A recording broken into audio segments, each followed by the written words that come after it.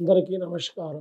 పెద్దవాళ్ళకు చిన్నవాళ్ళకు శ్రీ కోదినామ సంవత్సర అందరికీ కొత్త సంవత్సరం మన ఉగాది తెలుగు సంప్రదాయం ప్రకారంగా ఈ కొత్త సంవత్సరంలో ఈ 12 రాశుల మీద తమ చేసే పనిలో అనుకున్న పనిలో తమ ఉద్యోగాల విషయాల్లో ప్రతి ఒక్కరు బాధపడుతున్న ప్రతి ఒక్క విషయాల్లో ఎవరికి సమస్య ఎలా ఉందో ఆ సమస్యకు పరిష్కారం ఈ 12 రాశుల మీద ఈ కొత్త సంవత్సరం ఉగాది రోజు మన హిందూ సాంప్రదాయ ప్రకారంగా ఎలా వస్తుందో ఆ సమ్మక సారక అమ్మవారి పేరు దీవెన మీదకి వెళ్ళి చూడమ్మా. కర్కట రాశి వాళ్ళ జాతకం చూడు. కొత్త సంవత్సరం, కొత్త రోజు, కొత్త దినం. కర్కట రాశి ఉగాది రోజు ఎలాగుంది వాళ్ళ జాతకం చూడు. రాశి మీద కర్కట రాశి వాళ్ళ జాతకం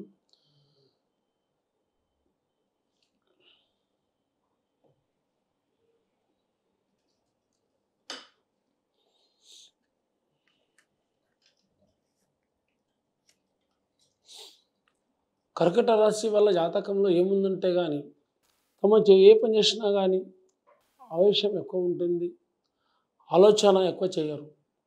ఏ పని చేసినా నేనే గెలవాలి, నేనే ముందుకు ఉండాలి, నా మాటనే గెలవాలి, నా మాటనే కావాలి, 10 మందిని నేనే గొప్పడుగా ఉండాలి అని అహంకారం పట్టుదల చేస్తారు.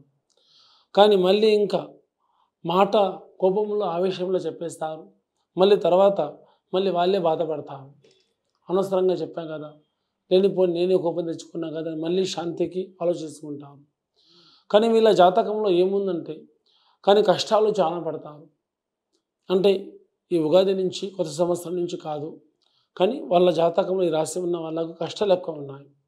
ప్రతి ఒక్క వ్యాపారంలో కానీ, ఉద్యోగంలో కానీ, ఇంకా విదేశాల్లో ఉంటున్న వాళ్ళు కానీ, ఇంకా డబ్బు విషయంలో కానీ, నమ్ముకున్న పనిలో కానీ కష్టాలు పడి తమరికి ఒక స్థాయికి ఒక మంచి కుటుంబంలో పేరు సంపాదించుకుంటారు. కానీ దేని మీద ఎక్కువ ఆశపడరు. ఒకళ్ళ మీద ఆశపడే గుణం కాదు. ఒకళ్ళ మీద 10 రూపాయలు తినాలని ఆశపడరు. ఉంటే తన జేబులో తింటారు, లేకుంటే లేవని చెప్పేస్తారు. కళ్ళకపటం లేని మనసులు. కానీ ఇంకా స్త్రీ వాళ్ళ జాతకములు వస్తే కానీ కళ్యాణం కాలేని వాళ్ళకు కళ్యాణ ఘడియలు కూడా మంచిగా ఉన్నాయి.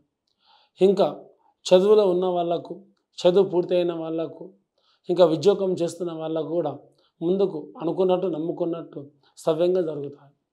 కానీ దీనివల్ల లోకుల చెడు దృష్టి, లోకుల కన్ను కూడా మాట వినకూడదు. అంటే ఒకరు చెప్పారు కాబట్టి వాళ్ళ మాట విని నమ్ముకుంటే పని మీకు జరగవు. మీ సొంత బుద్ధి, మీ సొంత జ్ఞానంతో మీరు ముందుకు చేసుకోండి, మీ పనులు మీకు శుభ్రంగా జరుగుతాయి. ఈ ఉగాది రోజు మీ ఇంట్లో కూడా బరాబర్ ఒక యాత్ర వెళ్ళొచ్చిన వాళ్ళు ఇంట్లో నమస్కారం చేసి దీపారాహం పెట్టి ఇంట్లో పూజించండి. ఇల్లు భాగ్యం ఉంటుంది. కానీ ప్రతి ఒక్క విషయంలో ప్రతి ఒక్క కుటుంబంలో కూడా విదేశాల్లో ఉన్న వాళ్ళు అమ్మవారి ఫోటో తెచ్చి, లక్ష్మీదేవత ఫోటో తెచ్చి ఇంట్లో ఉన్న వాళ్ళకు పాత ఫోటో ఉన్నా కొత్త ఫోటో ఉన్నా కూడా అది ఇంట్లో తెచ్చుకొని పూజిస్తే ఒక వారం 11 వారాలు అలా పాటిస్తే మీకు ఇంట్లో డబ్బు విషయంలో బాగుంటుంది, ధన విషయంలో తగ్గుతుంది, చేసే పనిలో బాగుంటుంది, నమ్ముకున్న పనిలో శుభాలు ఉంటాయి. ప్రతి ఒక్క పనిలో కూడా ముందుకు సాధ్యమవుతారు. ఎక్కడ వెళ్ళినా కూడా మీకు ఆ పనులు కూడా శుభాలు జరుగుతాయి. ఇంకా చదువులో ఉన్న వాళ్ళకు ఇంకా ఇబ్బంది పడాల్సిన అవసరం లేదు. మీకు చదువు విద్య మీద కూడా చాలా బాగుంటుంది. ఉద్యోగంలో కొత్తగా జాయిన్ అయిన వాళ్ళు కూడా మంచి నడుస్తారు.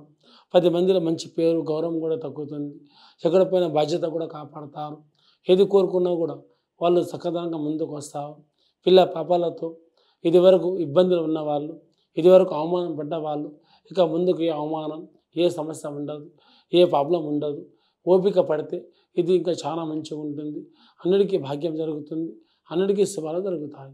ప్రతి ఒక్క చిన్నవాళ్ళ నుంచి పెద్దవాళ్ళ దాకా ఎంతో ఓపిక పట్టి చేస్తే పని అది మాత్రం అంత మాత్రం మీకు మోక్షం, అంత మీకు లక్ష్యం. అది ఎక్కడ పోయినా మీ కర్మ కూడా కటాక్ష అయిపోతుంది.